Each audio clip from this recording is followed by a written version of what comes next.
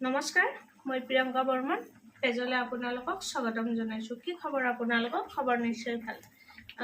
অহাকালিতো বিশ্বকৰ্মাই পূজা, আপোনালোকেতো ঘৰতে পাতিব চাগে, কিন্তু আমাৰ ডিউটি আছে, নিশ্চয় হাফ ডিউটি হ'ব, কাৰণ অফিচতো পূজা হ'ব, সেইটো কাৰণে যাব লাগিব, অকণমান লাগি দিব লাগিব।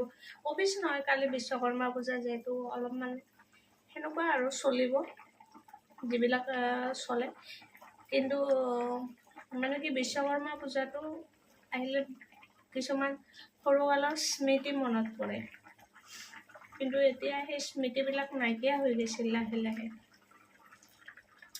আজিনো ডিনাৰত কি কি বনাব ওলাইছোঁ মই তাকে কওঁ।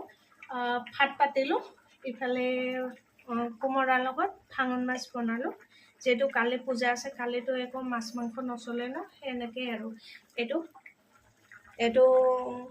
এইটো বনালোঁ কোমোৰাৰ লগত।